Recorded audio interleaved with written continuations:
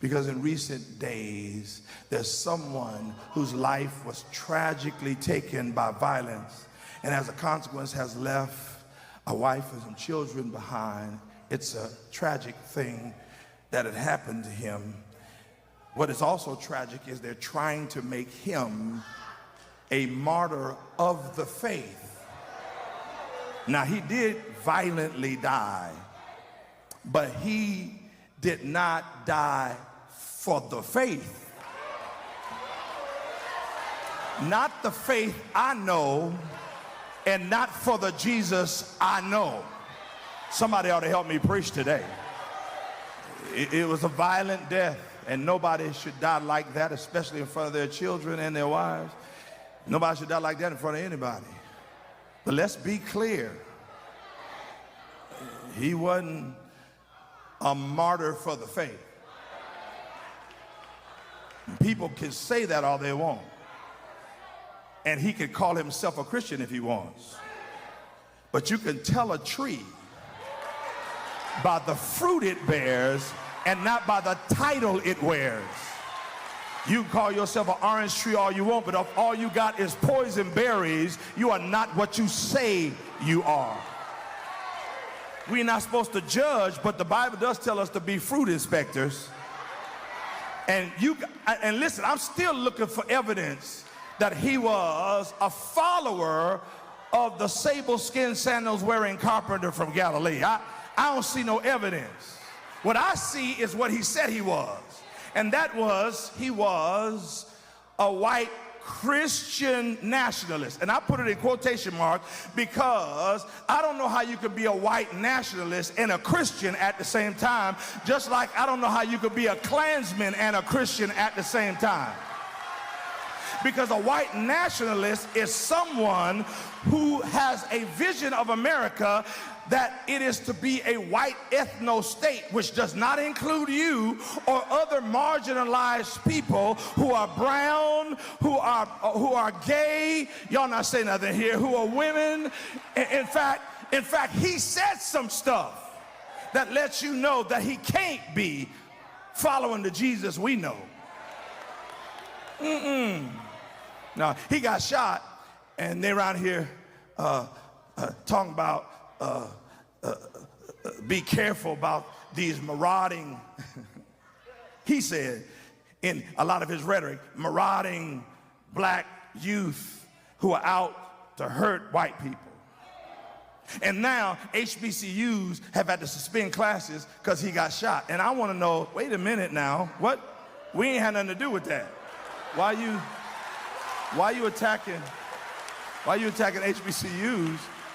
Because last we heard that the one who shot you was one of you.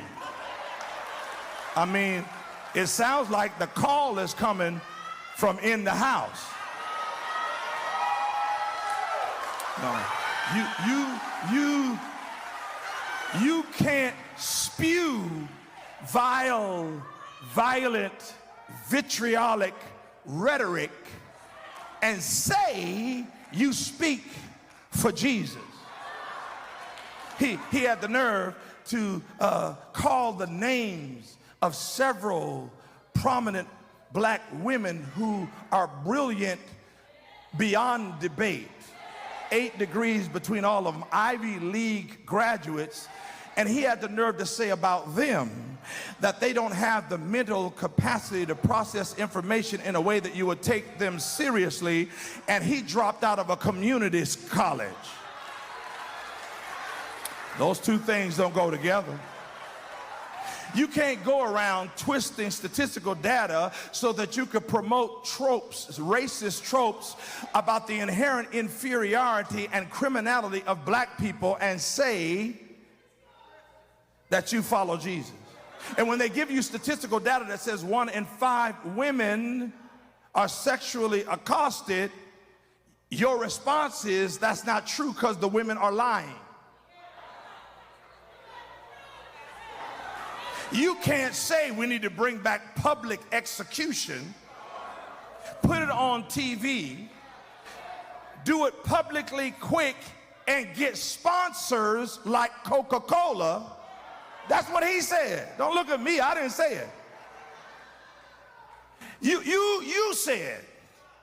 said that we need to protect the Second Amendment, and the fact that there are mass shootings and people are dying, well, that's just the cost you pay for protecting the Second Amendment. Even though folk have been trying to come up with common sense gun laws, you reject it, and now you are a victim of the thing you supported. You can't say immigrants who are coming here are destroying civilized Western society, that all of these people who are coming from these places with these records and these backgrounds, that they're contaminating Western civilization and our culture, when in fact it was Western civilization that came here and almost wiped out indigenous people, put God's name on it and called it Manifest Destiny, and then went to the western shores of Africa and kidnapped millions of Africans, enslaved them for 256 years. Y'all not saying nothing in here. Making them work from can't see in the morning, can't see at night, brutalizing them, violating the women, raping them with impunity, so that when emancipation came, when there were 4 million enslaved, freed, 600,000 of them were of mixed race, which means you've been raping them so often. Y'all not saying nothing here. And then when Reconstruction comes, there's another 100 years of segregation where you were lynching people and there were no consequences. Wait, and when you lynched them, you did it like you said public execution should do it, because you go to church at 11 o'clock and then go lynch somebody at 12 and call everybody together and do it over a meal and have your children taking pictures to the emaciated body. I'm sorry. I'm not buying that people who are coming from other nations are messing up Western civilization. You can't say hateful, vile things like that and then somebody say that you're a martyr for the faith. Not my Jesus.